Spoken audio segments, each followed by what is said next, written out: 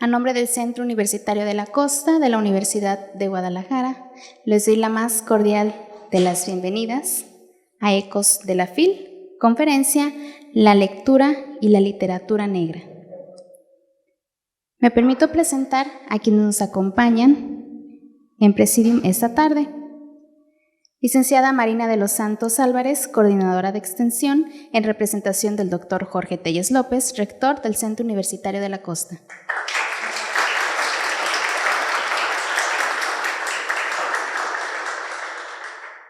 También nos acompaña el maestro Cesario Torres Ceja, subdirector de Educación del H Ayuntamiento, en representación del licenciado Luis Alberto Michel Rodríguez, presidente municipal de Puerto Vallarta.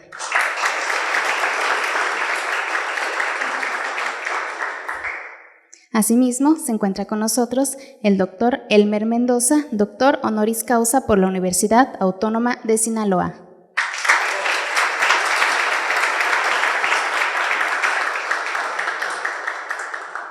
Agradecemos a los miembros del Presidium por acompañarnos y a todas y todos ustedes.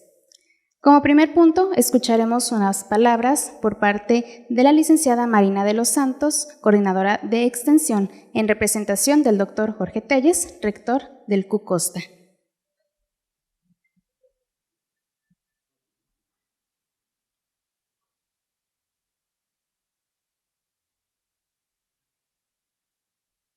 Buenas tardes, noches a todas y a todos. Gracias por estar aquí con nosotros en la Escuela de Gastronomía Estación Gourmet de la Universidad de Guadalajara. Hoy es pues un día especial, sin duda. Estamos muy contentos de poder dar continuidad a un proyecto maravilloso que es la FIL, la Feria Internacional del Libro de Guadalajara, y por segunda ocasión tener la fortuna de contar con estos ecos de la FIL, ¿no? Aquí en Puerto Vallarta, haciendo este esfuerzo de extensión. Y hoy por la mañana comentarles que estuvo el doctor Elmer Mendoza en la preparatoria regional y le fue muy bien, está muy contento, viene con energía de estos jóvenes a los cuales nos decía su directora, la licenciada Susana Ambriz, que los dejó como muy entusiasmados y que los sin duda inspirados, ¿no? Y eso se agradece muchísimo. Y hoy pues vamos a ser testigos de escucharle en unos momentos más. Y bueno, pues tengo algunos datos de Elmer Mendoza que me parece importantísimo destacar. Y pues a nombre de nuestro rector, por supuesto, darles la más cordial de las bienvenidas, el doctor Jorge López, que no pudo, Jorge Telles López, que hoy por cuestión de agenda se le complicó en el último momento, pero bueno, pues sabemos que tiene ya muchas actividades en puerta. Te manda un abrazo bien fuerte, Elmer, y bueno, pues a nombre de nuestro rector. Elmer Mendoza es una de las voces más originales y destacadas de la narrativa latinoamericana actual. Su pluma tomó la realidad bronca y violenta del norte de México, región que lo habita y en la que habita, y le dio forma y palabras para volverla un referente único. Elmer Mendoza es incuestionablemente el jefe de la narcoliteratura. Con su primera novela, Un asesino solitario, irrumpió como un escritor de primera fila y un referente en la literatura del narcotráfico. Siguieron obras como El amante de Janis Joplin, que fue Premio Nacional de Literatura José Fuentes Mares, Efecto Tequila, finalista del Premio Dashiell Hammett, Cóbraselo Caro, Balas de Plata, que obtuvo el tercer premio Tusquets Editores de Novela, Firmando con un Kleenex, La prueba del ácido, Nombre de perro, Tranca Palanca, por citar solo algunos. De la mano del entrañable detective Mendieta, ha logrado introducir al público lector en el léxico y los quehaceres culichis y ha fascinado a audiencias de todas las latitudes. Su pasión por el lenguaje, su conocimiento de la literatura universal y su labor como crítico y académico le han valido un lugar como miembro correspondiente de la Academia Mexicana de la Lengua, así como del Sistema Nacional de Creadores de Arte y del Colegio de Sinaloa. Elmer Mendoza ha abrazado además el Ministerio de la Promoción de la Lectura, una trinchera desde la que ha trabajado discreta pero implacablemente, con la certeza de que la literatura es verdaderamente un salvavidas. Así es que bienvenido, Elmer, un gusto de verdad que estés con nosotros esta noche. Muchas gracias.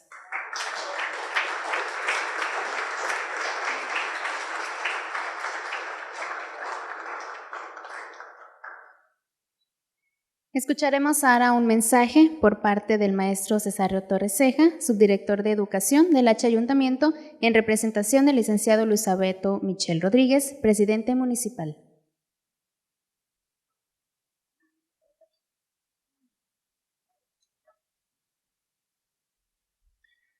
Cuando tengo eminencias presentes, no me queda más que recurrir a la humildad y decir que me declaro amigo de las letras, todavía no de las palabras y mucho menos de las ideas bien ordenadas.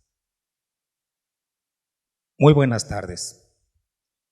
En nombre del presidente municipal, el maestro Luis Alberto Michel Rodríguez, quien me concedió el honor de estar aquí en su representación, les hago llegar su saludo y maestro Elmer, también el reconocimiento del señor presidente municipal, quien le envía por mi conducto un fuerte abrazo y una felicitación muy grande.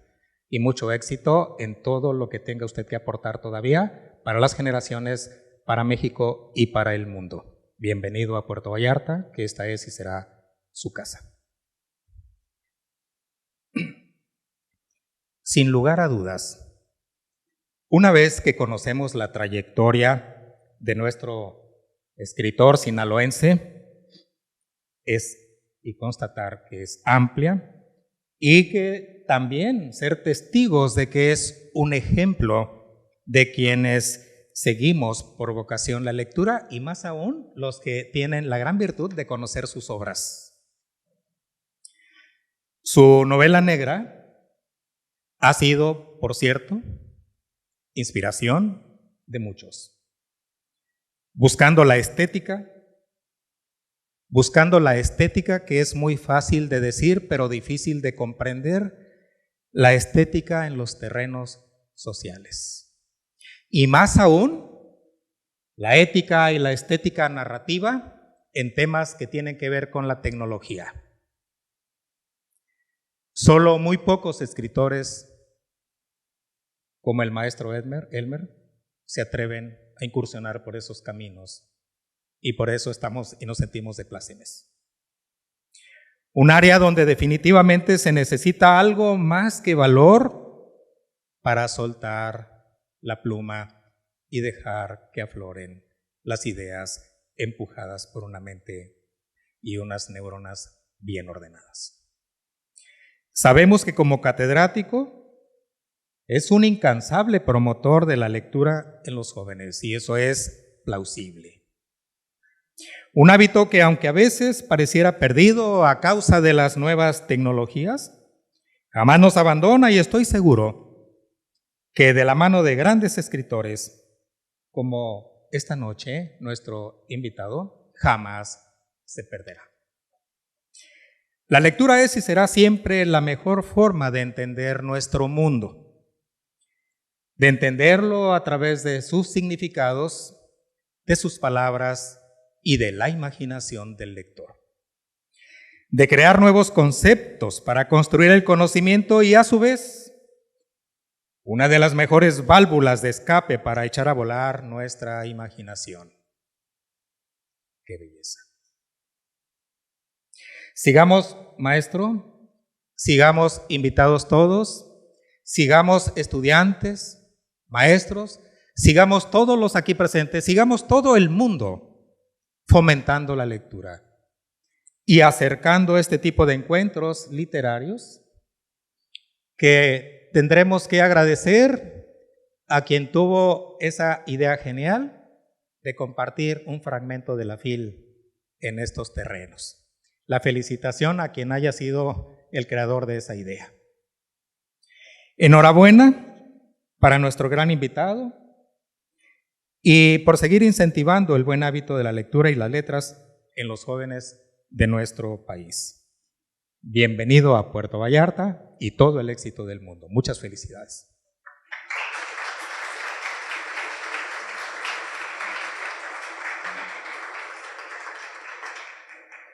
Muchas gracias. Invito ahora a la licenciada Marina y el maestro Cesario nos acompañen a tomar asiento en primera fila para dar inicio con la conferencia. Y sin más preámbulos, Los dejo con el doctor Elmer Mendoza y la conferencia La lectura y la literatura negra. Pudiera toser un poco, pues no se asusten, la doctora de la familia dice que no es nada grave, así que no se preocupen. Y quiero agradecer las dos bienvenidas de esta tarde y también la bienvenida que me dieron ayer, porque Puerto Vallarta es un destino turístico y ayer me enteré de muchísimas cosas que es como otra cara del puerto y que es una cara antigua pero que permanece, y eso me gustó mucho con las personas que estuve. Y bueno, les doy las gracias por ponerme al tanto de lo que me faltaba de Puerto Vallarta.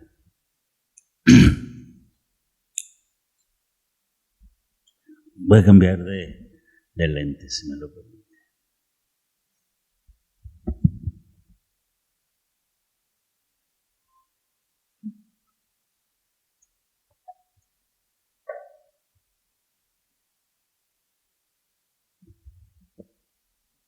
Bien, empiezo con dos expresiones que me gustan mucho y que es muy posible que ustedes conozcan y estén de acuerdo con ellas. La primera expresión es: la buena vida consiste en comer y saber pasar el tiempo entre comidas. No lo olviden. La persona que me la dijo que era catalana, y un día yo hice una entrevista con un periodista catalán y me dice: oye, esta frase está buenísima. Le dije: pues dicen que es de tu tierra, catalana. Y entonces, como un año después me hizo una entrevista y le dije: oye, pregunté a mis padres y a mis abuelos y dicen que no la conocen. Bueno, le dije, lo que pasa es que me lo dijo el dueño del Café Miró, que es un café que es personaje en mis novelas, y a él se lo contó un señor muy famoso que se llama Pep Guardiola, que es de fútbol. Y entonces, pues claro, la tomó por cierta, ¿no? Pues andar dudando esa señora así. Así que, y yo la utilicé en alguna de mis novelas, no recuerdo en cuál. La otra frase es de James Joyce, el maestro novelista irlandés, pues publicó Ulises en 1922, este año celebramos los 100 años de que fue publicada y que todavía trae a todo el mundo friqueado, ¿no? Pero Joyce en esa novela dice: Dios hizo la comida y el diablo a los cocineros.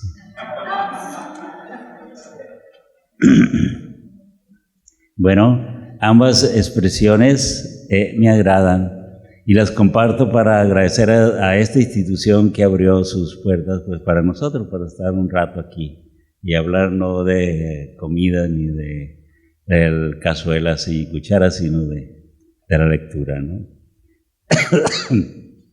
Ahora navegaré por algunas ideas sobre la lectura pensando en la familia, porque todos ustedes deben pertenecer a una familia, o seguramente en algún momento van a formar una. La información del hábito lector de los mexicanos es desalentadora. Todo ese asunto de que en promedio se lee menos de 2 libros al año, pues es bueno saberlo, pero no lo tomen como una justificación para pertenecer en su zona de confort, como si no nos concerniera. O sea, piensen la frase y de qué está pasando. Los mexicanos no leemos, los de Puerto Vallarta tampoco, ¿sí? Eso es verdad. E igual que no somos los mejores jugando al fútbol, creo que hoy la eliminaron a la selección de nuestro país. Y tampoco somos buenos para el tenis. Y de veleristas no podemos ganar. Ustedes que viven aquí, no sé si tengan un centro de entrenamiento. El asunto es qué se hace para mejorar. Los que forman deportistas seguro saben qué hacer para resolver ese déficit. Son profesionales y esperemos que tengan los medios para hacerlo, que ahora se quejan de que no tienen los medios. En el tema de la lectura, no es posible dejar todo en manos de la Secretaría de Educación Pública. De verdad, no es posible. Los profesores tampoco pueden con este paquete tan tremendo. Y esto no es privativo de México, les quiero decir. La gran mayoría de los países tienen este problema de los déficits de lectura. Para avanzar, les quiero compartir quizá una sola idea, porque la noche es larga y el cuerpo lo sabe, ¿no? Entonces, ustedes tendrán que ir por ahí y yo también. Entonces, esta idea tiene un fondo y del fondo es un cuento. Es probable que este cuento yo me lo inventé hace muchos años y que me ha servido como concepto para explicar por qué tenemos que leer y por qué las familias tienen que leer. Y se los cuento. Resulta que una chica, que podría ser de la Universidad de Guadalajara, no sé si en Puerto Vallarta tengan comunicación. Bueno, pues una chica que estudia ahí en tercer año, pues le dejan un trabajo, porque dice que va de vacaciones a Italia y le dejan un trabajo. Y entonces el trabajo es que ella tiene que investigar quién es el mejor fabricante de violines. Entonces ya él va a un pueblo y en ese pueblo está organizado como antes, donde las profesiones o los oficios estaban por una calle. Por una los plomeros, por otra los albañiles y bueno. Y ella va a la calle donde están los fabricantes de violines y llega con el primero y ya le pregunta, señor Rivaldi, fíjese que estudio en la Universidad de Guadalajara y me dejaron este trabajo y pues quiero hacerlo. Y es investigar quién es el mejor fabricante de violines del mundo. ¿Usted cómo se considera? Y él dice, no, yo soy el mejor fabricante de violines de la Italia. Bueno, muchas gracias. La chica pues llevaba una grabadora que en ese momento le falla, como suele ocurrir, pero rápidamente toma nota, ¿no? Rivaldi, mejor fabricante de violines de la Italia. Y pasa enfrente, ahí está otro taller, están trabajando, así, con mucha luz, ¿no? Porque es muy fino el trabajo. Y entonces llega ahí, señor Guarnerius, el señor Rivaldi dice que es el mejor fabricante de violines de la Italia. ¿Usted cómo se considera? Le pregunto porque estoy haciendo un trabajo, ya le cuento. ¿Eso dijo? Pues no, yo soy el mejor fabricante de violines del mundo. Sí, señorita. Bueno, muchas gracias, señor Guarnerius. Y enfrente igual hay un taller pequeño, bien iluminado, y están todos trabajando así, ¿no? Agachados así, puliendo, cortando, etcétera. Y llega ahí la chica, nuestro personaje, y ya busca al jefe, al dueño, y va con él y ya le dice, señor Stradivarius, pues fíjese que Rivaldi dice que es el mejor fabricante de violines de la Italia. Y Guarnerius aquí enfrente de usted dice que es el mejor fabricante de violines del mundo. ¿Y usted cómo se considera? Y él dice, no, bueno, yo soy el mejor fabricante de violines de esta cuadra. Sí, linda historia, ¿verdad?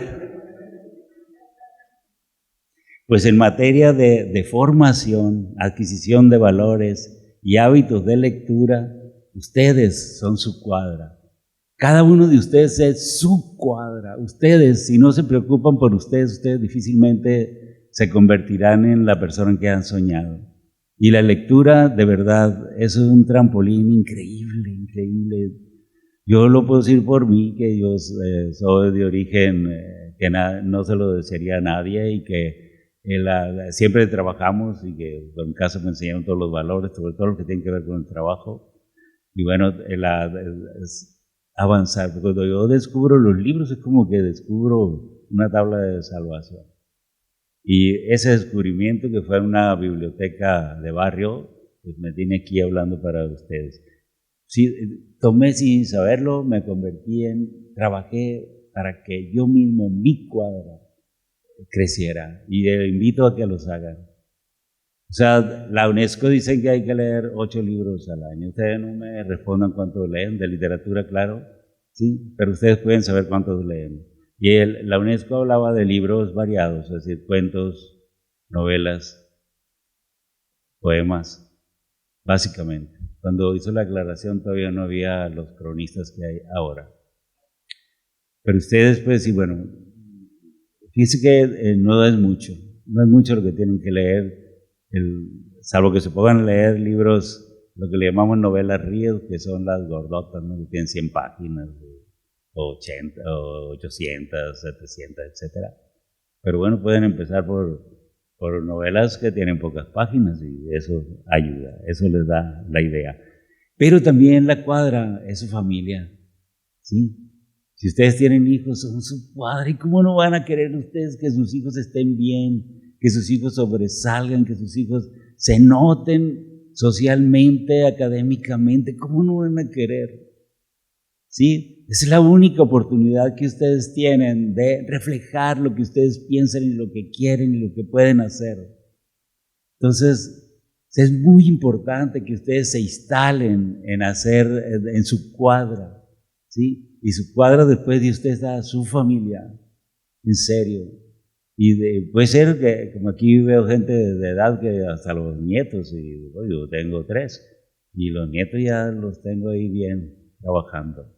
Entonces, rescaten esta idea, reflexionenla, miren su cuadra, cómo están, ¿sí? No se conformen como esté su cuadra. Y después, en efecto, pueden recomendar libros a los vecinos, ¿no? A los amigos que caminan en el mismo parque que nosotros o cosas así. Eso yo lo hago. Sí, hay una cafetería en mi parque que se instaló hace poco y yo fui y le regalé un lote de novelas y unas revistas y poemas y cuentos. Y los chicos, los dueños de la cafetería, pues lo pusieron ahí en la mesa de los clientes. Los clientes ahí los abrían, o sea, es una opción después de caminar un café y abrir un libro. Entonces se puede hacer.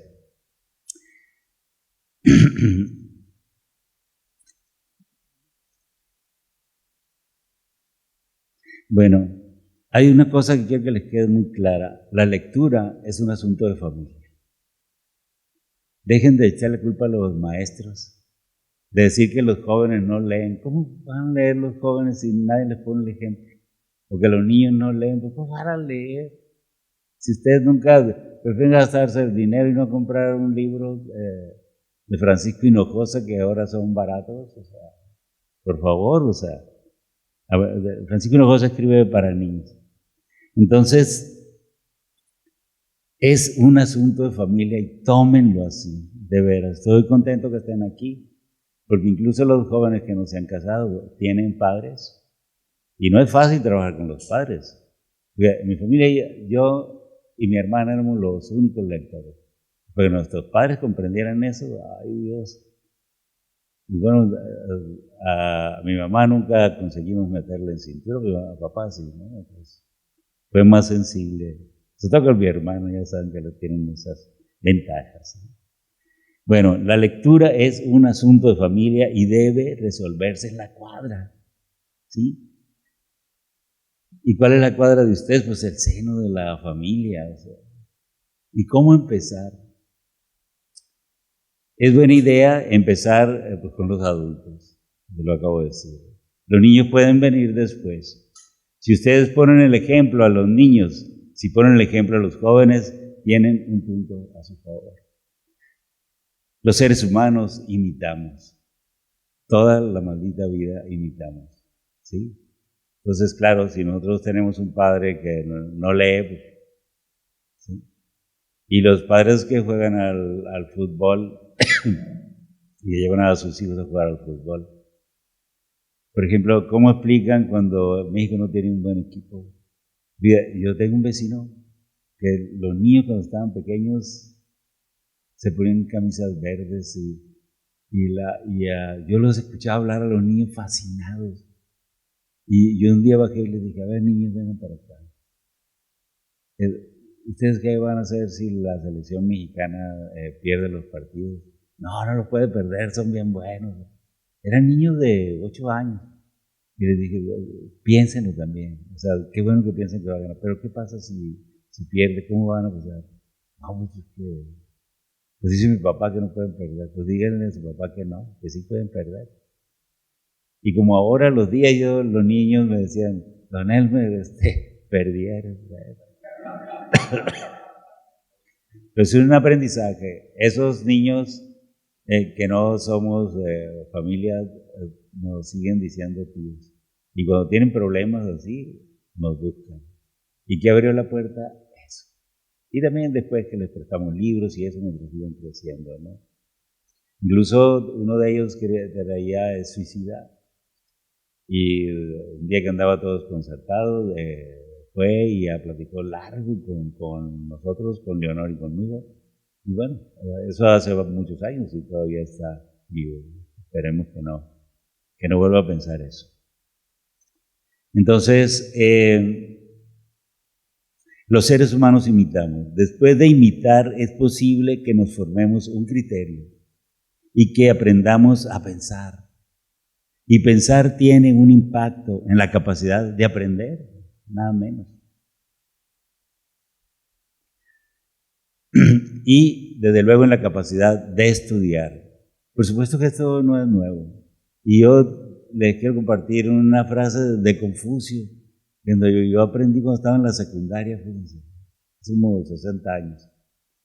Y la frase dice, estudiar sin pensar es tan inútil como pensar sin estudiar. En literatura se llama retroecano, pero vean, estudiar sin pensar es tan inútil como pensar sin estudiar. Entonces, la lectura tiene ese beneficio, es decir, la posibilidad de abrir campo, de despertar la curiosidad, de instalarnos en el mundo, pero tenemos que hacer, sobre todo con los hijos, que se instalen en el mundo, no para perder, ¿sí?, sino para ser pacientes y en algún momento distinguirse, ser importantes en la polis, el grupo al que pertenecen. Y los que tienen que ir ahí son los papás, ¿sí?, y los profesores. A veces que los profesores atienden a todos los alumnos inquietos, que no siempre son muchos. Esto es revelador. Si ustedes solo reciclan la información de Google o de cualquiera de las fuentes de información en Internet, corren el riesgo de jamás aprender lo suficiente. Y claro, eso se refleja en nuestra capacidad para realizar nuestras tareas y después nuestro trabajo profesional. Fíjese que cuando yo era estudiante no había eso. Nosotros consultábamos la enciclopedia británica y la Quillette, y había incluso uno que se llamaba Tesoro de la Juventud, que había en las casas. Esa consultábamos, eso no había internet. Y cuando empezaron los estudiantes a sacar las tareas del internet, y yo le preguntaba, está muy raro, un estudiante de segundo año que está estudiando para licenciado en letras no puede escribir así. Le digo, ¿dónde sacaste? Pues me dijeron. Entonces yo fui a ver la información y encontré muchos errores, ¿sí? Porque al final las personas que redactan eso pues, pasaron por alguna universidad, ¿no? Y incluso que los supervisan, pues a lo mejor le da flojera. Entonces fue usual encontrar que el que descubrió América pues era Hernán Hidalgo. Y el padre de la patria de México pues era Miguel Cortés, ¿no? Así que eso es chistoso. Bueno, no es un secreto que México sale muy bajo en las evaluaciones en matemáticas y lectura. ¿Sí? Lectura, por Dios. Claro, si alguien no lee, pues no puede aprender. Y por tanto, no puede generar estos riesgos, nuevas ideas. ¿Sí? ¿Sí? Los pensadores, los críticos literarios a nivel mundial. Tengo muchos amigos científicos, entonces me consta que ellos están escribiendo siempre y lo publican en revistas americanas o europeas, lo publican en inglés.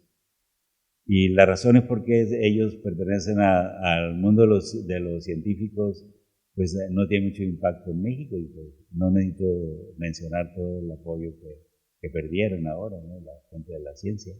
Entonces, pero la raíz está allí. ¿Por qué no tenemos más científicos? ¿Por qué no tenemos filósofos? ¿Sí? Entonces, hay una razón. Y en esa razón hay una familia, en serio. Incluso si lo invierto, en los delincuentes vienen de una familia, en serio. Todos pertenecen a una familia y son súper románticos. Ya cuando son famosos y les componen corridos, la madre la protegen, le hacen construir una casa, le compran televisiones grandotas, cosas así. O sea, son románticos, arreglan sus pueblos. ¿Sí? Y ahora un amigo me envió un video de un futbolista que se llama Mané, que es de un país africano.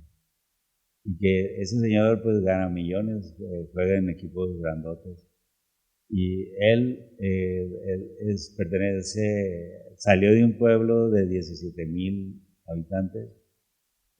Cuando su padre murió porque no había hospital. Entonces él, cuando empezó a ganar dinero, empezó a construir escuelas, construir canchas de deportes y construir un hospital para que los mayores no les haga falta. No fue el mundial porque estaba lastimado, dijeron ahí. Pero ese tipo es campeón. Es un campeón, es un ejemplo. Esos ejemplos tenemos que seguir. Entonces, esto es muy grave y tienen que verlo y tienen que conversarlo con los hijos, ¿sí? Con la familia. Entonces, pues bueno, somos un país con pocos científicos, con criterios sociales débiles y muy fácil de manipular. De lo que no pocos se aprovechan, esto no es un secreto, ¿no? Antes de tener confianza en otros, tengamos confianza en nosotros mismos. En serio, nosotros somos el centro de la cuadra, por Dios. Hay que tener confianza. Y tener confianza en sí mismos, de verdad nos lleva lejos. O sea, si quieren un ejemplo muy famoso, Benito Juárez, ¿sí? Era un pastor, imagínense que lo ponían ahí cuando yo era niño con una flautita. Y bueno, llegó a presidente. Era muy inteligente y después era bien grillo, bien bueno para el juego de ajedrez de la política, que es muy interesante. Bueno, y para eso necesariamente se parte de valores. Es decir, porque ustedes leen con sus hijos, terminan inculcándoles valores. Y valores tan sencillos como la responsabilidad frente a lo que tienen que hacer. ¿Y qué es su responsabilidad? Pues si van a la escuela, pues tienen que estudiar y hacer la tarea. ¿Sí? Y si ya están trabajando, pues tienen que llegar a tiempo a su trabajo. Y son profesores. Los profesores, ¿por qué llegan tarde? Yo di un montón de años clase y nunca llegué tarde. Y mis alumnos, el primer día llegaban tarde. Y yo ya estaba impartiendo y después nunca llegaban tarde. O sea, ¿por qué si uno dice un horario de 4 a 6? ¿Y qué pasa? Pues bueno, ahí se empiezan a echar a perder muchas cosas. Porque los profesores también pueden ser ejemplo de cómo debe ser la vida. Que la vida tiene que ser ordenada. ¿Sí? Y claro, elijan un día a la semana para desgreñarse, pero no lo siento. Y por la tarde nada más. Como una amiga mía que hace dieta 6 días y el sábado creo que lo toma libre, pues ahí recupera lo que había perdido.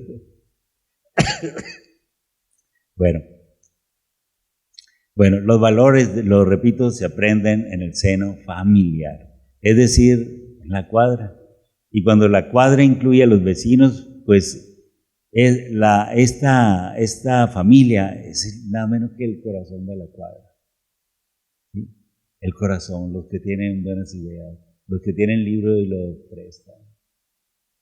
Sí, a los que pueden acudir, como en el caso de de Michelle, que fue una cartita ya, un muchacho, como de 17 años, por Dios.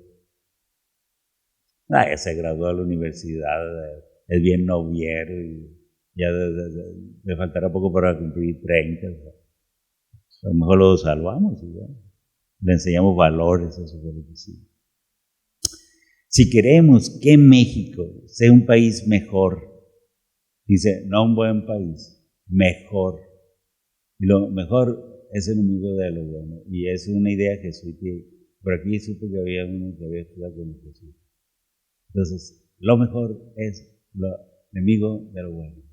O sea, si hacen las cosas muy bien, no se queden allí. Por Dios, vallartenses, pónganse las pilas. Bueno, ¿cómo sería México un país mejor? Para empezar, un país sin violencia, donde haya trabajo legal y productivo para todos, donde la educación sea de lo mejor, donde el arte sea propositivo, pues tenemos que trabajar en ello. Y un punto importante es la lectura, o sea, no tiene salvación. Leer novelas, cuentos, poemas, ensayos, crónicas, textos científicos. ¿Por qué no? La lectura nos abre otros universos convenientes en nuestra formación. Y cuando hablo de formación, pienso en que no es un asunto de edad. Fíjense bien, no es un asunto de edad. Creo que el estado natural de los seres humanos es que siempre debemos estar aprendiendo. Y estando yo donde me sé, yo aprendí hace unos 30 años que sé una idea de los japoneses. Y ustedes pueden ver cómo están los japoneses. Que acá entre nos y presumiendo están impactados porque le acabo de rechazar una invitación. O sea, las rechazo porque así soy yo. Está muy lejos. ¿Sí? Los japoneses dicen eso.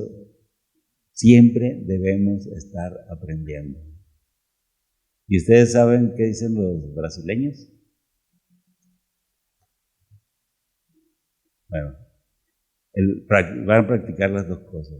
Los japoneses dicen siempre debemos estar aprendiendo. Y los brasileños dicen siempre debemos estar haciendo el amor. Así que registren. Las dos cosas se complementan perfectamente.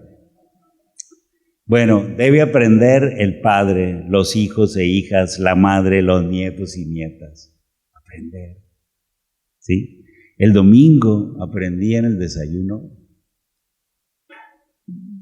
que yo desayuné con un escritor famoso que se llama Javier Velasco y con su mujer, que hay razas de perros que requieren entrenadores preparados exclusivamente para esas razas. Dice, ¿cómo le dice? Un entrenador no puede? Dice, sí puede, pero no logra lo máximo. Y yo le conté que yo tengo un amigo que tiene como 4 perros de la raza Fila, que son brasileños y que son peor que los Doberman. Y la primera vez que yo fui a la casa de él, claro, él vive en una montaña y así, una barda, ¿no? Por los perros. Y él me dijo, mira, vamos a llegar y vamos a hacer un jeep. Nos vamos a bajar y los perros se te van a ir encima, pero no te van a morder, pero te van a topetear. Y uno incluso pudiera pararse o en tu espalda frente a ti. Y le digo yo, pues fíjate, gracias por el aviso. Pero sí le dije, ¿qué hago? No te muevas. Y no tengas miedo, si tienes miedo, pues lo vas a hacer. Y exactamente pasó. Esa auscultación duró como 1 minuto y después los perros se fueron y ya. La segunda vez que volví, los perros no me vieron y ya siguieron lo suyo. Y le digo, no, pues pobre el tipo que entre aquí, ¿no? Entonces un poco por eso digo, a lo mejor sí tiene razón Javier Velasco cuando me dice que él tiene perros desde niño, ¿no?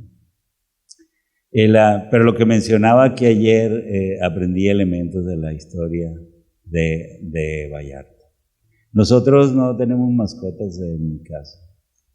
Pero no desdeño la información, porque bueno, uno tiene que saber, acá la acabo de compartir con ustedes. Y me gustaría que ustedes piensen dos cosas. Quizá una de ellos no se ocupen de resolverla, pero igual piénsenla unos minutos. Y luego los consultan con sus amigos. Esta yo también se la pongo cuando hablo con estudiantes. Y hace unos meses hice una conferencia para astrofísicos que se la pasan viendo el cielo, y se las hice también y nomás se miraban, ¿no? Si ustedes no se miren entre sí, mejor consulten. Bueno, tienen que consultar a sus amigos que estudian matemáticas, y la pregunta es muy sencilla: ¿por qué 1 por 1 es igual a 1? ¿Sí? O sea, medítenla unos 15 minutos mientras hacen la oración o después, y entonces a un amigo de las matemáticas ya que les diga cómo se demuestra eso, porque es posible. Y bueno, si acaso ustedes saben, pues bueno, cuando termine mi charla nos vamos, y los que quieran aprender pues se quedan. Pues no hay pizarrón, pero yo creo que lo puedo explicar ahí en un papel. La segunda es: ¿qué podemos concluir de la frase de Albert Einstein? Estoy seguro que ustedes todos saben quién es Albert Einstein. Dice, Albert Einstein lo confrontaron una vez por el tema de Dios. Y porque él decía que él no creía en Dios. Entonces lo confrontaron y dijo, no, sí es cierto, yo no creo en Dios, pero pienso en Dios. Pienso, el maldito verbo. Pensar. Piensen por favor en esta frase de Einstein, uno de los hombres más brillantes del siglo XX. Sí, yo no creo en Dios, pienso en Él, pienso en Dios. Eso me encanta. Tal vez puedan conversar en su familia estos dos puntos mientras están reunidos, porque tienen que propiciar que la familia se reúna, es de verdad. Mis suegros, vieran cómo muelen con eso. Exigen a sus hijos y a sus yernos, ahí estoy yo, que los domingos nos quedemos al menos 1 hora con ellos. Y yo al principio decía, mis suegros, pero poco a poco fui comprendiendo que eso tenía un sentido. No solamente de unión de la familia, sino de enterarnos qué está haciendo cada quien y cómo podemos ayudarnos entre sí. O sea, es muy lindo y lo celebro muchísimo. Y que a mí me gusta usar sombreros, y ahí en su casa puedo llegar con sombrero, pero no lo puedo traer. Entonces ahí tienen una percha donde me pongo mi sombrero, que ahí siempre me olvido. Y alguien me lo lleva a casa. Entonces, que la familia se reúna de verdad ayuda. No solo a que la familia esté unida, sino a fomentar los valores. Y por supuesto, de ahí se puede hablar. Nosotros siempre hablamos de libros. ¿Qué estamos leyendo? Porque mi suegra es lectora antigua, ella leía y lee, por ejemplo, los poetas del siglo XIX, Juan de Dios Pesa, Manuel Gutiérrez Nájera. ¿Y qué hago yo? Le regalo libros de eso. Y mi hermana, que mi hermana es mayor que yo, pues le manda libros de esos también. O sea, es decir, ¿le gusta leer eso? Bueno, pero Leonor y yo, mi esposa, compartimos lecturas en el desayuno. Es decir, yo le voy contando, no, pues estoy leyendo a X autor y fíjate que en este capítulo pasa esto. Quiero decir que solamente hubo un libro que le conté como los primeros capítulos, después ya no. Le dije, esta novela tú tienes que leerla. Y es una novela de Mónica Lavín, la más reciente, que se llama Los últimos días de mis padres, que cuenta eso, los últimos días de vida de sus padres. Está tremenda. Y yo creo que mis suegros quizás no están en sus últimos días, pero padecen muchas cosas de las que padecieron los papás de Mónica. Entonces, en unos días más habrá una feria del libro en Culiacán, va a ir Mónica, y la presentadora del libro va a ser Leonor. O sea, tienen la misma experiencia o experiencia muy parecida con los papás. Entonces, si ustedes, los que ya no tienen papás, cuando tuvieron alguna cosa, no les va a traer cosas. Y al final es una justificación. ¿Por qué uno tiene que ayudar a sus padres a cerrar los ciclos? Los padres se despiden de mí. A mí me pasó con mi papá y también con mi mamá. Y yo fui a ver a mi mamá y le dije, ¿qué quieres que te lleve al baile, verdad? Y dice, y después de esa noche ella se fue. Se fue a bailar en otro lado. Nunca quiso bailar conmigo. Pero bueno, se despidió. Eso fue lindo. Bueno, puede ocurrir que en su familia hay un lector o lectora. Entonces, esta persona tiene que inducir, ¿sí? Es lo que le decía lo de los padres. Inducir y tal vez convencer y hasta seducir a los otros para que lean. Nosotros, yo dirijo un programa para normalistas y la base del programa es la seducción. O sea, enseñamos a los que van a ser profesores cómo seducir, para empezar a los papás y después a los niños. Para que los niños lean, juegan, se expresen, se quieran a sí mismos, quieran a sus compañeritos. A veces nos sale muy bien y a veces no. Bueno, compartan la fascinación que produce un descubrimiento en un texto literario. ¿Sí?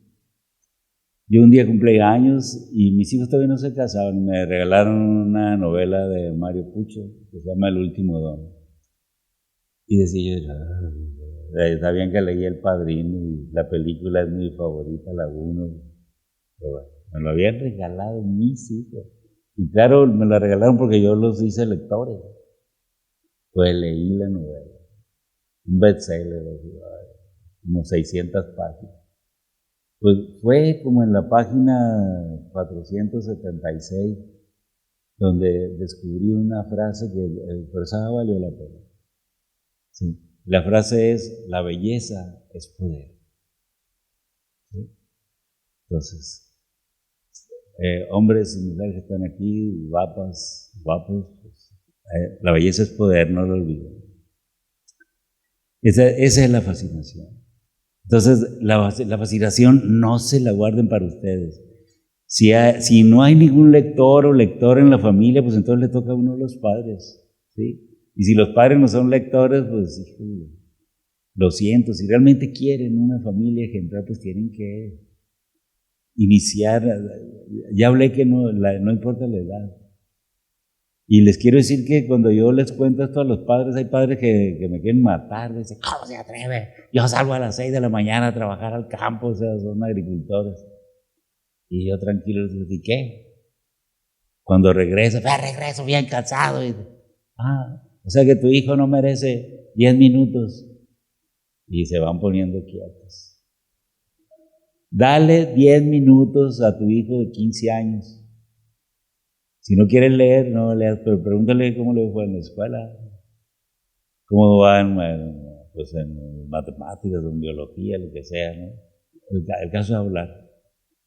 Y los dejo quietos. Me he salvado varias veces como señor. Los padres deben practicar esta forma de amar. Leer es una forma de amar. A mí una vez uno de los gobernadores de Sinaloa que me conocía me preguntó, no sé qué hace. Llega a un pueblo y dice, vino Elmer y su equipo. Voy a otro pueblo, la semana que entra viene Elmer y su equipo. ¿Qué hacen? Nada, los quiero, me caen bien. Quiero que las familias sean mejores. Eso, que las familias sean mejores. No leer con la familia es una forma de abandono, ¿eh? No lo hagan. Lean con su familia. Y leer es un hábito y no siempre se aprende rápido. Sí, se necesita como un gen para aprenderlo rapidísimo, pero hay que hacerlo. Si ustedes creen lo que les estoy diciendo, y lo que les estoy diciendo es mucho por experiencia, mucho por lo que he leído, mucho por lo que he compartido con colegas prácticamente de todo el mundo, ¿sí? Es que las familias mexicanas necesitan dar este paso. Es natural que si no tenemos el hábito de leer, pues no tenemos el hábito de comprar libros, ¿sí? Y tampoco tenemos el hábito de pedir libros prestados en la biblioteca. Que aquí una biblioteca muy bonita que la vi esta mañana. De la árbol, ¿cómo se llama? De los mangos. Pueden ir ahí y primero cortan los mangos y después van a ver qué libros tienen. Está muy bonita, ay, yo la vi no sé. Sí, claro, sí. Además hay un escritor famoso que se llama Jorge Luis Borges que dijo que si el paraíso existiera, sería una biblioteca. Y abajito decía, con mangos. Así que aquí lo tienen en Vallarta, no lo echen a perder. Y las bibliotecas, yo soy curioso y he visto las bibliotecas, ¿sabes? Me veo 2 o 3 libros así, nunca los han pedido, tienen 20 años ahí, nunca los ha pedido nadie. Y les quiero contar que un día yo compré en Madrid una novela que se llama Una lectora poco común, que se la recomiendo. El autor se llama Alan Bennett y fue publicada en 2007 en la editorial Anagrama. Una lectora poco común, Alan Bennett, Anagrama. Pues yo dije, esta es una más delgada. Y dije, me la echaron en el avión. No, hombre, a las 3 horas ya lo había leído. ¿Y saben quién es el personaje? La reina Isabel, que acaba de fallecer. Y la historia es que Reino Unido tiene un sistema de bibliotecas ambulantes que van por los barrios, prestan libros, dan credenciales, todo como una biblioteca normal. Y resulta que entraron en el palacio, tenía lectores, sobre todo la gente de la cocina. Y entra y la reina andaba paseando un par de perros que tenía. Y le ve y le dice, ¿y esto qué es? Porque no tenía. Dice, no, Su Majestad, es una biblioteca ambulante. Ah, mira. ¿Y prestan libros? Sí, Su Majestad, claro, para eso es este programa. ¿Y a mí me puedes prestar uno? No, ¿cómo no? ¿Pero qué se necesita para que preste el libro? No, pues la gente una credencial, pero usted, no. Quiero que me hagas una credencial. La reina, yo la mujer, siempre me impresionó muy bien. Y leí esta novela, pues está divertidísima, porque se convierte en clienta sí, en usuaria, sí, de la librería ambulante. Tampoco no les gustaría ser mejores que la reina Isabel, que se acaba de ir. No lo olviden. Pero ustedes pueden aprovechar la fila. Y hagan que los libreros quieran regresar todos los años y quieren regresar cuando uno les compra libros. ¿Sí? Hay que ir ahí. Hay editoriales muy peligrosas, y una de esas Anagrama donde está la de Alan Bennett, porque uno llega, todos los libros los quiere. Y es muy peligroso, pero bueno, uno puede comprar un par de libros. ¿Sí? Entonces, buscar los libros, porque la lectura genera un gusto. Y entonces de pronto alguien puede interesarse por la novela histórica, la novela policíaca o la novela romántica, etcétera, ¿no?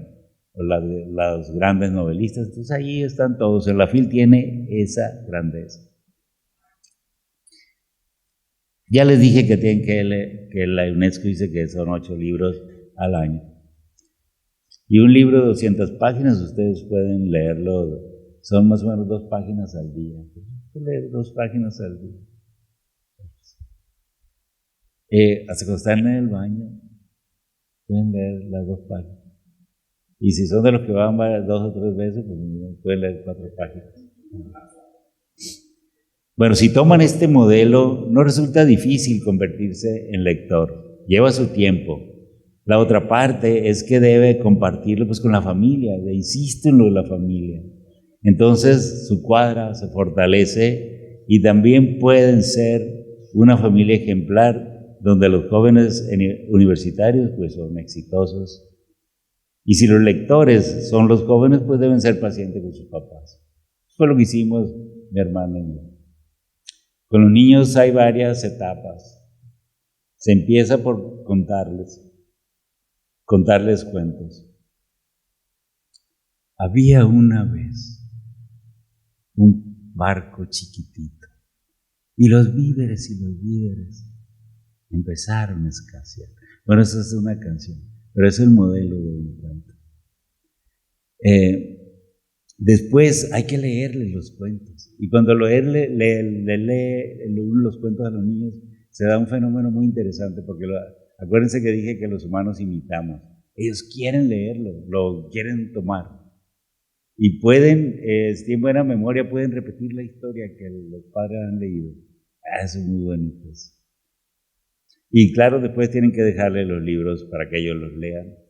Y ahí pues se descubren los que son lectores y también los que no van a ser, porque también hay unos que nunca les gusta.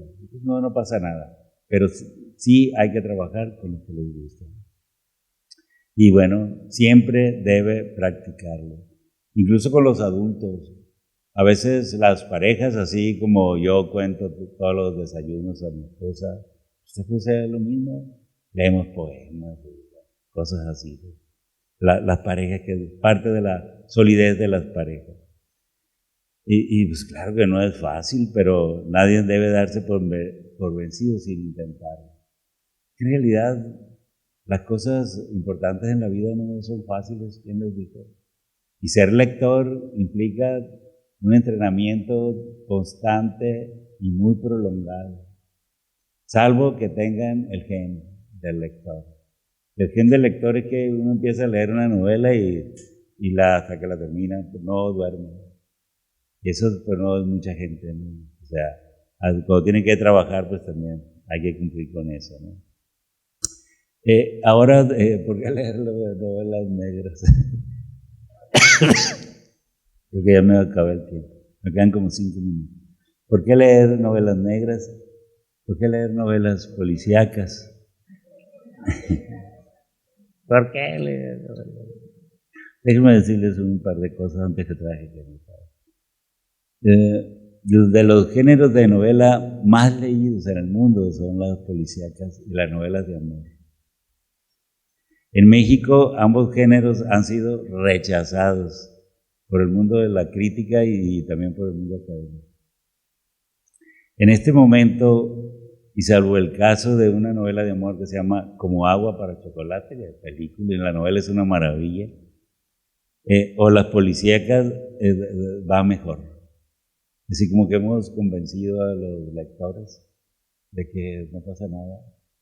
Y sobre todo en mi caso, que lo mencionaron, que yo he propuesto lingüísticamente una forma de contar historias y que les dificulta a los lectores la lectura, pero la clave es que hay que pasar de la página 40. Si alguien es mi lector y está teniendo problemas ahí, pues ya después de la 40, si no pueden, pues lo tiran de la novela. En los países desarrollados, que ahora mismo controlan el mercado editorial, la editorial que yo publico es una editorial americana, se llama Penguin Random House, y el jefe de ellos es un señor güero que vive en Nueva York, es alemán. Y es un desgraciado. Siempre que hablo con él, pues está como de mi estatura y me mira, what happened, Elmer? Nothing, mister. No, hombre, o sea, es duro ese. ¿Cómo hablas tú con él? Le digo, no le va a tener miedo a este tipo. No viene de un país que fueron nazis. Pero es eso, ellos controlan el mercado editorial. La otra gran monstruo del planeta pues es español. Entonces, cuando ellos hablan autores, primero citan a los suyos. Si ustedes van a Estados Unidos y ven las mesas de novedades, pues hay puros anglosajones, ¿sí? Por allá perdido puede haber un libro de García Márquez o de Carlos Fuentes Les gusta también Isabel Allende, pero no se ven. ¿Cómo es posible? O sea, Isabel en las librerías, o sea, pero bueno, es que así es.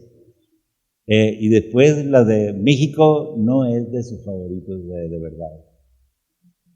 Y a veces los latinoamericanos, salvo los casos que mencioné. Pero ¿qué pasa también con los mexicanos? Los mexicanos, ustedes tienen que rescatarnos. De verdad, ustedes tienen que, disculpen que lo diga, pero tienen que comprar nuestros libros. O sea, ya sabemos que los míos son muy caros, el último, pero es una novela que los va a dejar, o sea, aríbense. No, pero bueno, compren los mexicanos, en serio. Y después si quieren un latinoamericano, ya si quieren un gringo, pues bueno. Y yo quiero recomendarles a autores negros mexicanos. A lo mejor ya los han oído, pero pues son los que quiero recomendar esta tarde, ¿no? ¿Y por qué? Porque los escritores mexicanos ahora dicen que somos buenos para hacer las tramas, ¿sí? Y que conseguimos emocionar a los lectores. Dicen que nuestras historias son candentes. Y lo que digo dicen, estoy hablando de los críticos, no de los mexicanos. De críticos europeos, alemanes, franceses, españoles, italianos, griegos, ¿sí? Y de críticos, en sacos no, son muy cuidadosos. Los americanos, casi todas las universidades de California, que hay muchos maestros de origen hispano y otras del centro también. Eso dicen eso. Dicen que hemos impuesto un estilo literario diferente y agresivo. Dicen que hemos conseguido hacer una literatura con identidad mexicana, pero a través del lenguaje. Lo que le decía, yo he trabajado con el lenguaje de la calle y con el español estándar. Y la clave está cómo queda la mezcla, ¿no? Y también que en este momento los escritores mexicanos más traducidos somos nosotros. O sea, no sé quién sea su ídolo, que no sea negro, pero nosotros somos los del rostro de México ahorita, no sé, al menos en 15 países de otras lenguas. Entonces, ustedes están perdiendo a sus paisanos, pues no lo hagan. Bueno, el primero que quiero mencionar es un escritor que se llama Hagenbeck. Es un escritor que vivió en Puerto Vallarta, que es de profesión arquitecto, que abandonó después. Y que su novela más reciente se llama Morir Matando. Empieza en Guadalajara, ¿sí? Esta la publicó Oceano. Y él murió de SIDA hace un par de años. Digo de SIDA, de COVID. Así que ahorita me va a jalar los pelos están. Pero era un escritor así, súper trabajador. El ejemplo de su hija, de su familia, F.G. Hagenbeck, su apellido que es alemán, pero él es mexicano.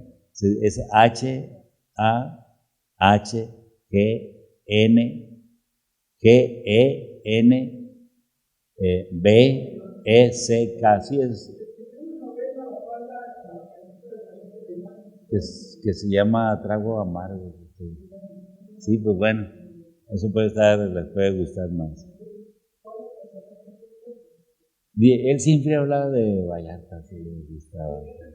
Sí. Bueno, búsquenlo, pues, sus novelas pues están. Y hay una serie que se llama El Diablo me obligó. La novela se llama El Diablo me obligó. Y le hicieron una serie ahí, yo no veo tele, entonces no sé cómo se llama la serie, pero hay una serie basada en esa novela que pegó.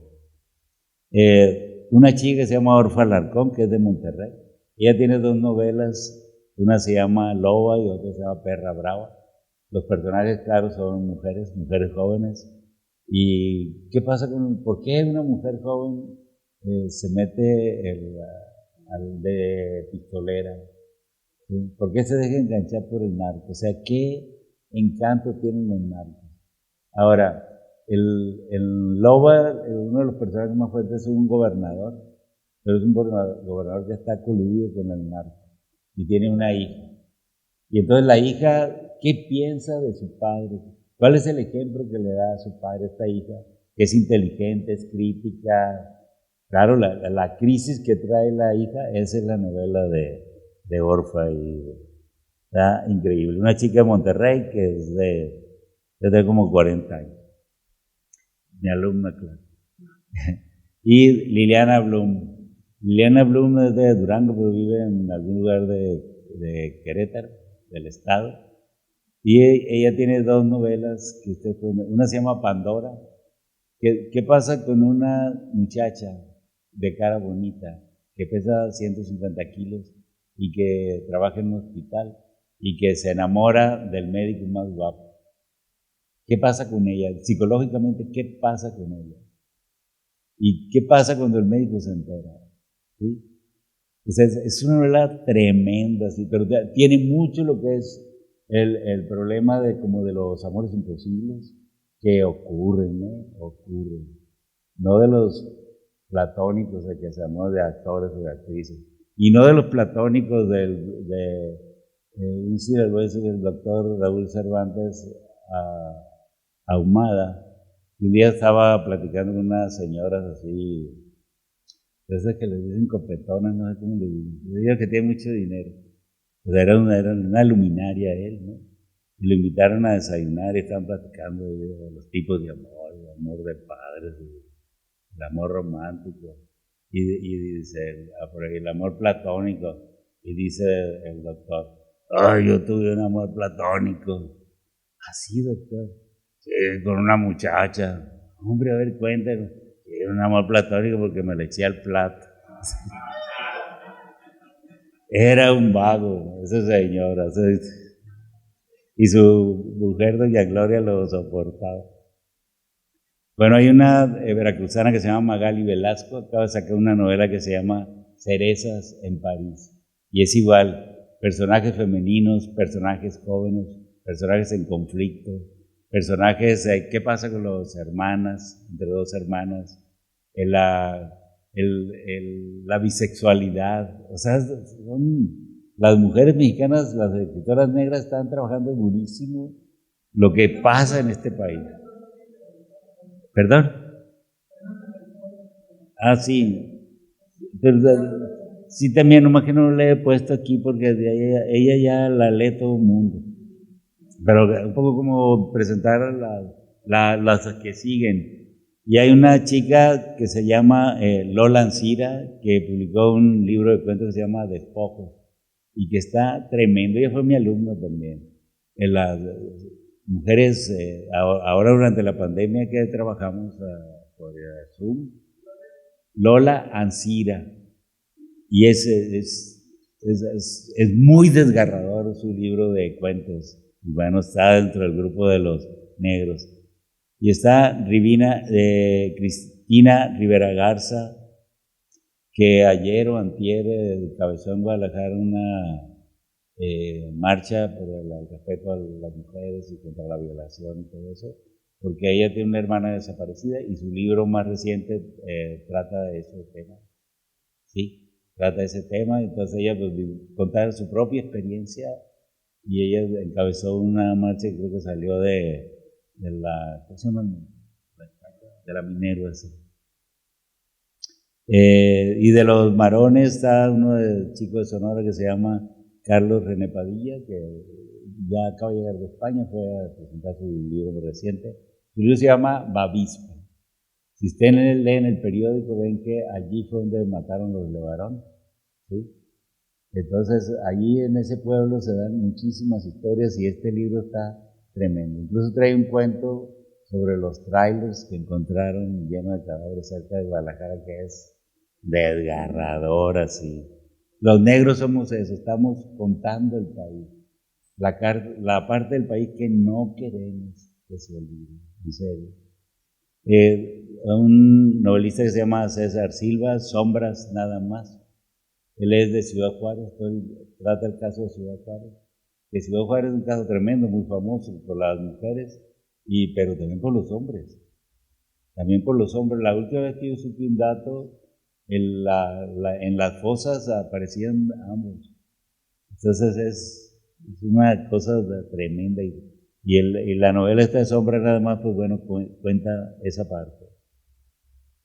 Hay un novelista de Coahuila, de Torreón, que se llama Vicente Alfonso, y una novela que acaba de publicar Alfaguara se llama Sangre Desconocida. Sangre Desconocida, que cuenta el caso igual, de una chica que la matan. Y esto es más lindo porque el nombre de la novela esta, de Sangre Desconocida, se la puso su niña como de 6 años. Claro, la niña que ya la ponen a leer y todo eso, ¿no? ¿Qué estás escribiendo, papá? No, pues una novela. ¿Y de qué trata? Cuéntame. Y dice que le contó algunas cosas. ¿Y cómo se va a llamar? No sé, hija. Y ella le dice, ponle Sangre Desconocida, papá. 6 años tienen las niñas, pues. Y bueno, un escritor mexicano que es de los grandes y de mi gran amigo además, que es Eduardo Antonio Parra, una novela que se llama Laberinto. Y Laberinto cuenta lo que ocurre cuando una banda toma un pueblo, como los que ahora hacen en Michoacán o en Guerrero. Pero ¿qué pasa con los habitantes? ¿Qué pasa esa noche? ¿Cómo viven esa noche? La novela se llama Laberinto, está tremenda y está publicada por Penguin. Y bueno, pues lo que yo he hecho pues tiene que ver igual con lo mismo. Yo he creado un detective, he creado una saga, he contado asuntos que tienen que ver pues con el delito que ya no es el más grave en este país, el narcotráfico. ¿Sí? Y me he empeñado muchísimo, tardé 19 años en publicar la primera novela, porque yo tenía que estar seguro de la forma. Yo soy como seguidor de Juan Rulfo, de Pedro Páramo, de Fernando El Paso, de una novela que se llama Noticias del Imperio, y del gran maestro del siglo XX que se llama James Joyce. Y yo en esos 19 años me los leí a ellos, busqué su estilo, y yo quería escribir, no mejor que ellos, pero superarlos en algunos detalles. Y siempre lo tenía en mi cabeza. Entonces eso me dio como, digamos, la fuerza para ser paciente y descubrir un día, no me acuerdo dónde, pero cómo es que yo tenía que escribir. ¿Cuál podría ser la fuerza de mi literatura? Es decir, y crear una personalidad propia. Y bueno, dicen que lo conseguí. Y pues eso pues, verdaderamente me da mucho gusto y es probable que eso es lo que me ha traído a estar aquí con ustedes, así como me llevó a la Academia Mexicana de la Lengua, a ser miembro del Colegio de Sinaloa y bueno, otras cosas así que me han pasado muy, muy bonitas, como llegar o intentar salir de un aeropuerto y que me regresen el agente de migración, una mujer, y que le pasa a uno la maleta, me diga, no, pues la gente dice que se regrese usted. Y ella está con un brazo cerrado. En Bogotá, además. Una época en que los mexicanos nos revisaban, no, claro, yo no debo nada, no puedo tener miedo, pero sí me sorprendió. Llego y me dice, ¿usted es Elmer Mendoza? Sí, señora. Pues quiero que me firme un libro. Y tenía mi novela que se llama Efecto Tequila. Cosas así, que son muy lindas. Sí, sí, sí. Bueno, no sé si nos vamos ya o alguien quiere preguntar algo, no tengo idea cómo es la dinámica. Me gustaría conocer tu opinión, me imagino que personalmente has tenido contacto con él, con el libro este texto de los Ángeles. Es uno de mis autores favoritos. Me encuentro muy parecida a la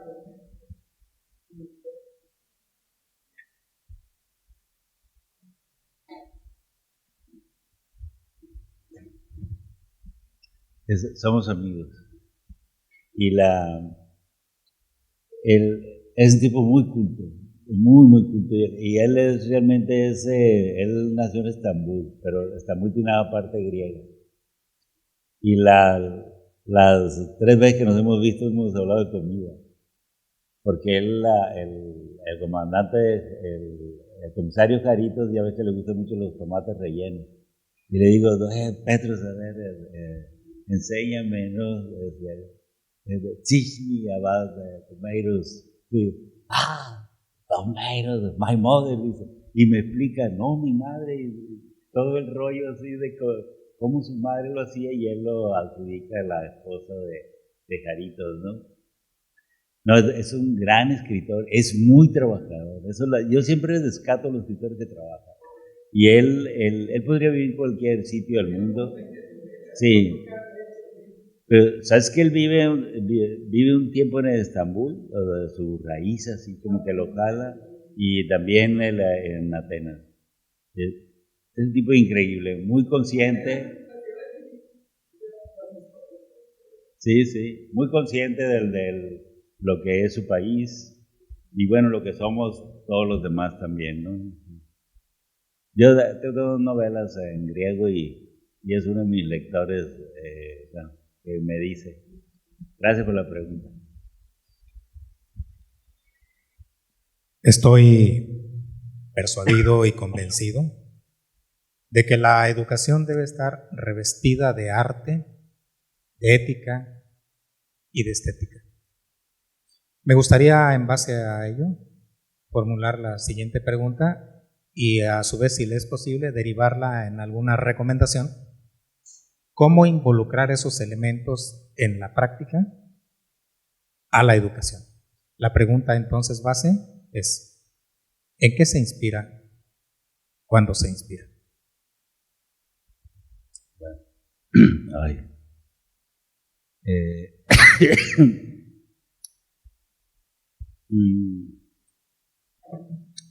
Generalmente lo que me rodea, en lo que recuerdo y en lo que escucho.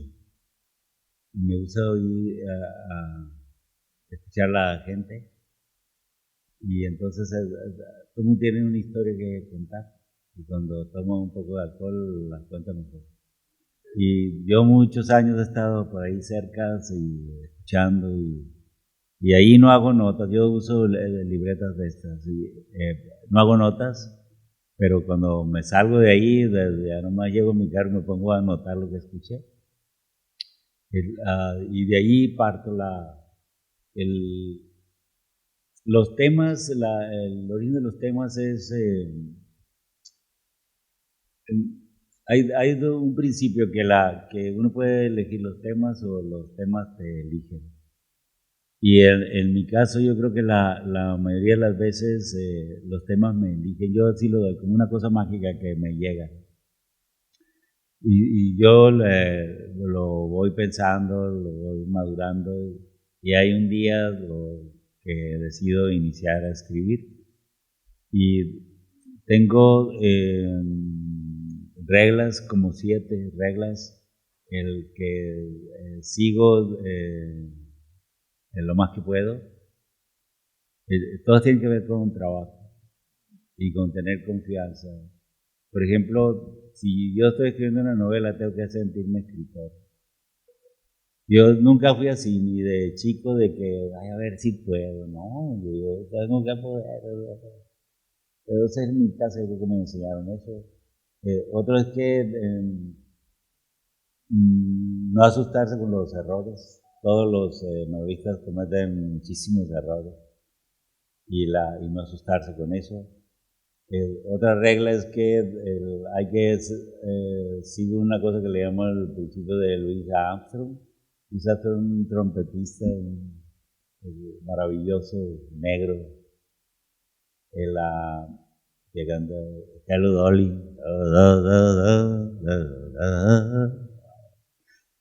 Y entonces él dijo que lo aplicó a la música. Para ser buen músico había que pues, tener el instrumento, aprender todas las técnicas de música y tocar con el alma. Y yo lo aplico al trabajo literario.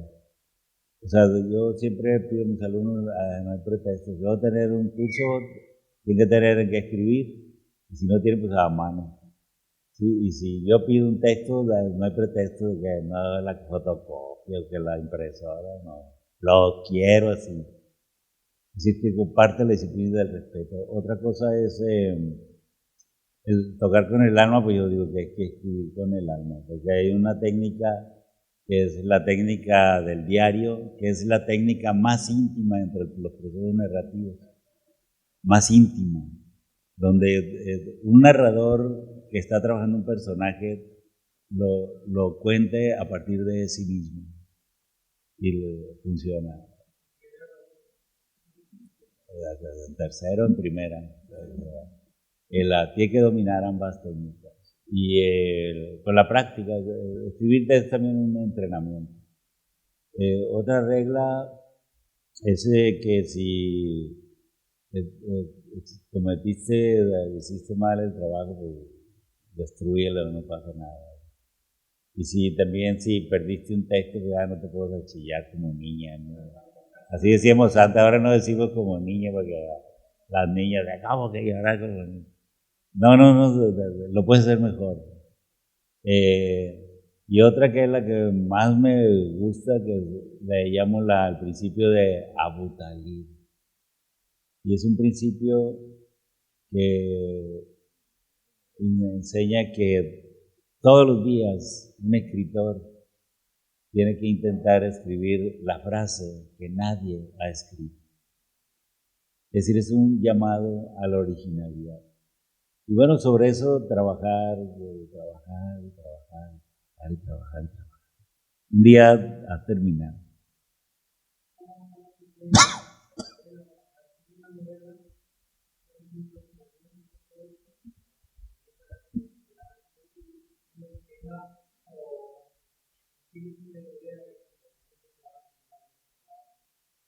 No, yo hago un plan y hago tarjetas. Cada tarjeta es un capítulo. Y lo sigo. La novela se puede ir modificando mientras avanzo, pero siempre parto de las tarjetas. Así.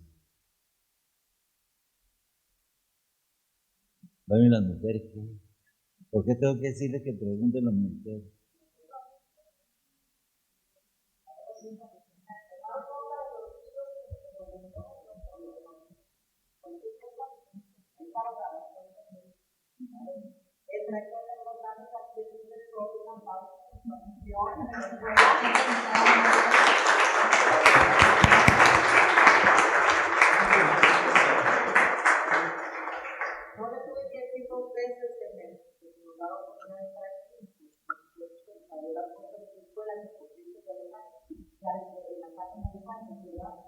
No, nos da muchísimo gusto tenerlo aquí y escucharlo en viva voz, escuchar sus experiencias, sus pláticas, sus recomendaciones.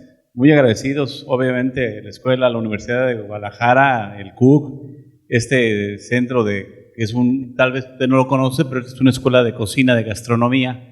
Es la escuela de gastronomía pues, más importante en esta zona y nos da muchísimo gusto tenerlo aquí. Muchísimas gracias por visitarnos y pues obviamente esta es su casa.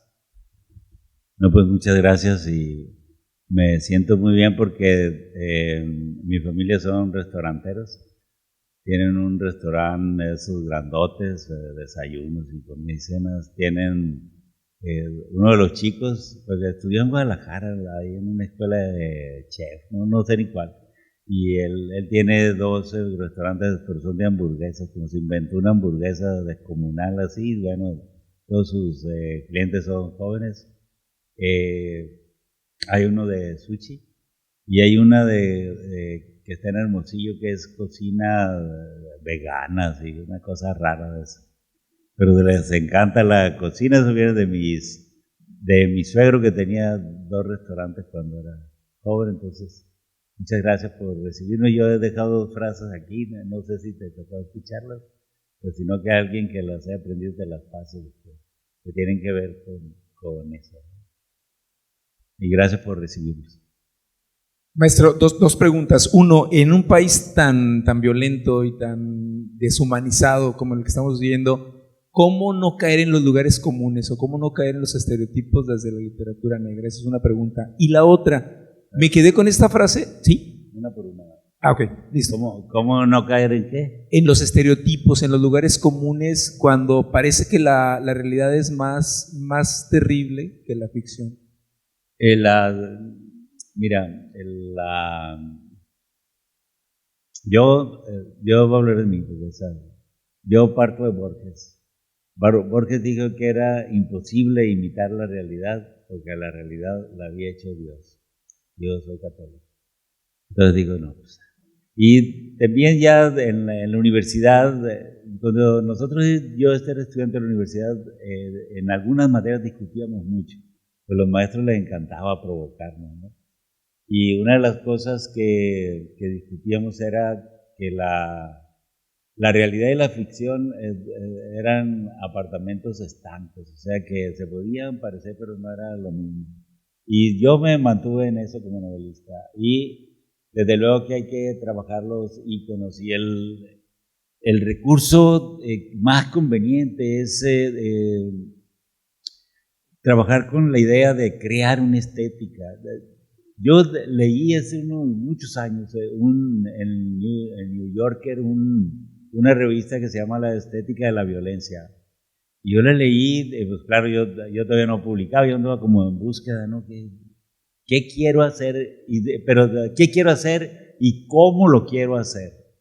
¿Sí? Y el cómo es el que tiene las implicaciones estéticas, es decir, cómo manejas el lenguaje, cómo creas las atmósferas de emoción, cómo trabajas las descripciones, cómo le das vida a tus personajes, cómo haces que las ciudades sean luminosas u oscuras según te guste.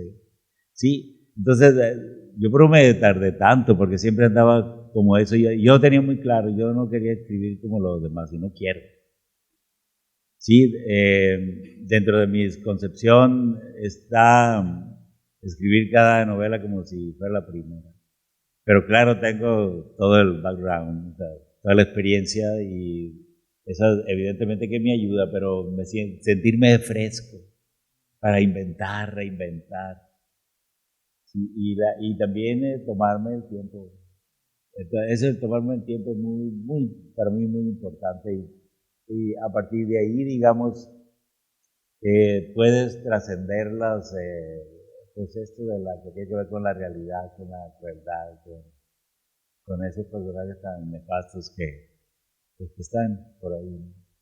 ¿Cuál es la otra? No sé si es pregunta o reflexión de lo que decía Mario Puzo de que la belleza es poder, a lo mejor también tiene que ver con que si logramos descifrar los códigos de la belleza, también nos empodera a nosotros. O sea, si logramos captar la belleza de la literatura, del arte, de la pintura, nos da una capacidad de disfrutar de la vida, claro. ¿No? Entonces, a lo mejor también por ahí va un poquito. No, sin duda. Bueno, justamente la importancia de hacer una frase como esa que se vuelve polisémica, ¿sí? Puede significar varias cosas y sobre todo que te induce a reflexionar sobre qué quiso decir este señor, que era pobre, no vendía, no le iba bien, y acertó con una novela y que le hicieron película y se hizo millonario. Pero ¿sabes qué pasó? Él se hizo millonario, pero sus hijos nunca se lo tomaron en serio. Y eso le dolía muchísimo. Uno de mis amigos que justo es chef, él trabajaba en un hotel de Estados Unidos y un día llegó un señor, bajó un señor de una habitación vestido de negro con la pajarita, ¿no? Y se sentó en un privado y pidió un trago. Y él lo vio y dice, Mario Puzo, o sea. Y le preguntó y le dijo, sí, señor. Y le dijo, ¿y por qué estabas solo? Y lo primero que le dijo es que mis hijos, a pesar de todo, no se acuerdan que existo. Dice, no, maestro, yo me quedé, Elmer, dice como... Y él dice que le dijo que él ya había terminado su turno, como que hizo el favor de llevarle un trago. Y dice, ¿me puedo conversar con usted? Y dice, no, por favor. Y que ahí le contó del tema de la fama y el tema de por qué estaba ahí, pero sobre todo lo de los hijos. Fíjense que de qué he estado hablando ahora, ¿no? Entonces, claro, yo creo que cuando él escribe el último don, está en otro canal, muy diferente a cuando escribe el Padrino. El Padrino es un novelón, en serio. Es a veces uno tiene que, a mí luego me preguntan, ¿cuáles son sus películas favoritas? Yo siempre pongo la 1. Y también pongo Amores Perros, que es una película con base negra. Pero me gusta que luego reflexiones, no pares. Ay, hay que irnos, ¿no? Bueno, ay, perdón.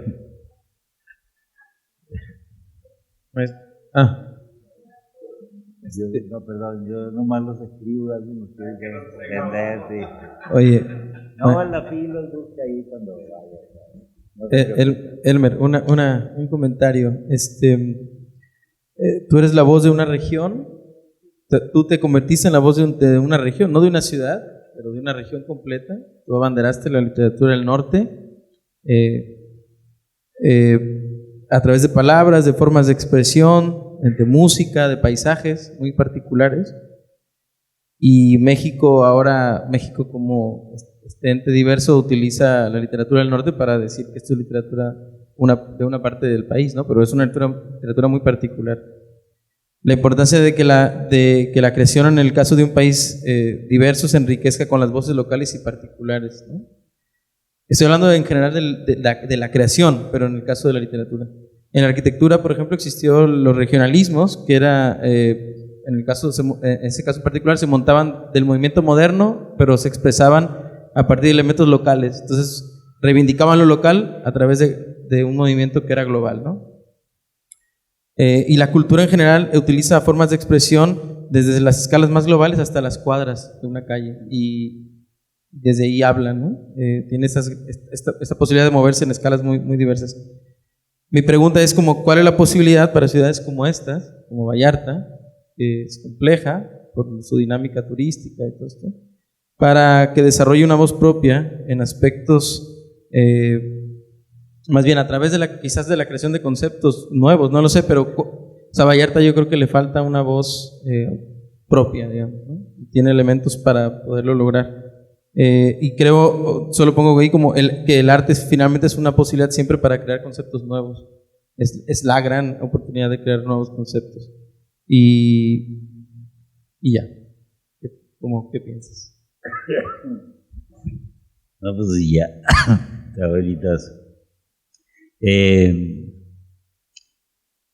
A ver, en México hay un mito que es completamente falso, que lo han inventado los del centro. Y los del centro dicen que los que vivimos en 1000 metros abajo del nivel del mar no tenemos ninguna posibilidad. Son medio imbéciles. Y es completamente falso, ¿no? Pero bueno, también decían que de Nayarit para adelante se acaba la cultura y empezaba la carne asada, ¿no? Pues claro que tenemos carne asada, pero también tenemos otras cosas. Mira, la clave está en que varios tienen que convencerse de que hay que hacerlo. Quizá trabajen menos de 19 años. Y contar el perfil de una ciudad implica de mucho trabajo. Hay que conocer, hay que meterse. Que por eso que me ha gustado mucho lo que me contaron ayer.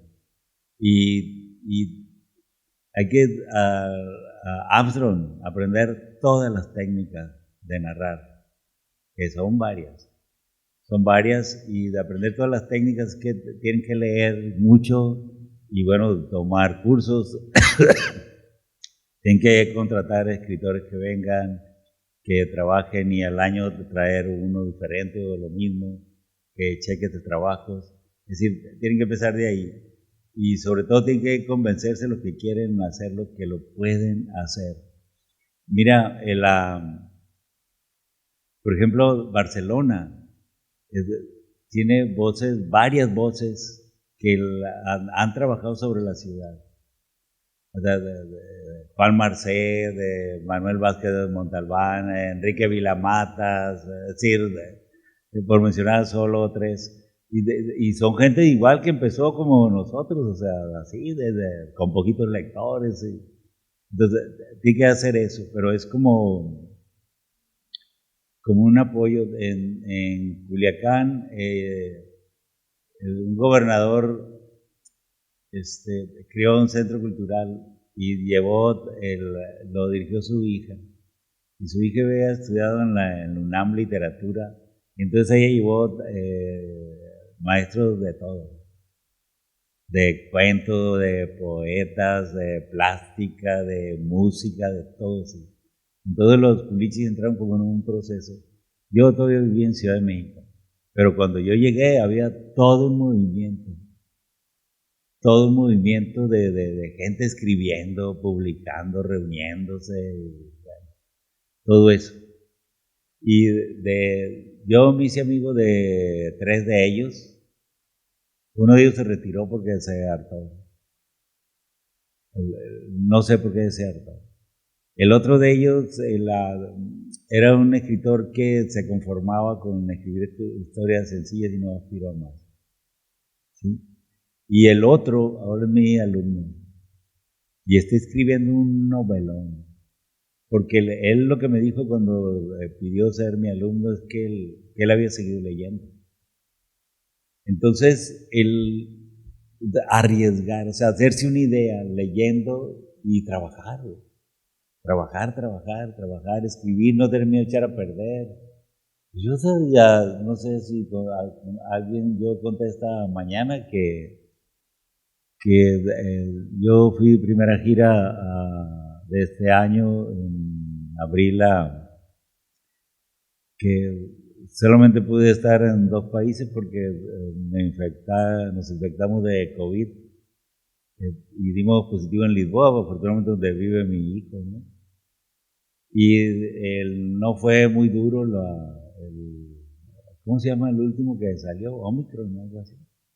No fue muy duro con nosotros y de tal suerte que después de los primeros días, aunque estábamos positivos, no podíamos leer, no mucho, dijo el doctor. Entonces. Pero yo tenía una novela de 70,000 palabras y la tiré. Y le dije a mi mujer, ¿sabes que acabo de tirar la novela del personaje, se llama Ulan Bator? ¿Qué? Me dijo, ¿en serio? Sí. ¿Por qué? Porque no servía. ¿Y por qué yo sabía que no servía después de terminarla? Porque no cumplía, digamos, como el nivel que debe tener una buena novela. Entonces, a esas cosas hay que atreverse, no hay que tener miedo.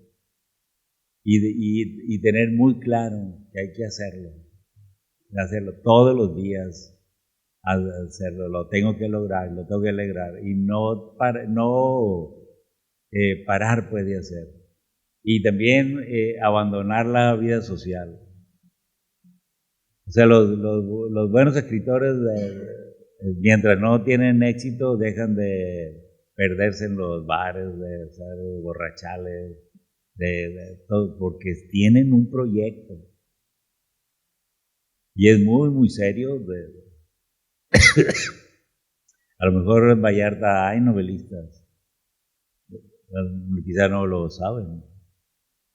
O quizás no han pedido a las autoridades, al ayuntamiento, no sé si hay a la universidad misma, si hay una delegación federal que quieren un taller de formación, o sea. Y si hay poetas, pues los poetas quieren un taller también de formación, o sea, eso así se hace. Y fue lo que hicieron allá en Culiacán. Y Culiacán, que somos bastante agrestes, salvajes, ¿sí? Que llegaban esos tipos y bueno. Entonces, cuando yo llegué de la Ciudad de México, estábamos al mismo nivel y yo había estudiado literatura, UNAM y todas esas cosas. Entonces, yo me acoplé rápidamente a esas tres personas. Y uno, el que se abandonó, desapareció, no sé dónde vive, pero los otros dos siguen allí y seguimos siendo amigos y uno me abandonó. Y está escribiendo una novela así, fuerte, muy interesante la novela que está escribiendo. Así. Entonces, es eso, trabajo y como la conciencia, porque yo sí decía, lo tengo que conseguirlo. ¿Y cómo? No sé. Yo sabía que con un trabajo. Y yo todos los años platicaba con Fernando del Paso, que era de los amigos. Y porque él me dijo una vez, cuando yo era joven, me dijo, toma el toro por los cuernos. O sea, no te hagas el loco, ponte a leer y escribir. Y yo en mi discurso de ingreso a la academia lo dije eso, lo que le debía a él, ¿no? Porque todos los años lo veía en la fila y le decía, fíjese que estoy haciendo esto, ¿cómo ve? Y me decía, revísalo bien, suficiente así. Entonces, así es como se hace un novelista con trabajo. Carlos Fuentes decía que se necesitaban el 98% de nalgas y 2% de talento. Trabajo.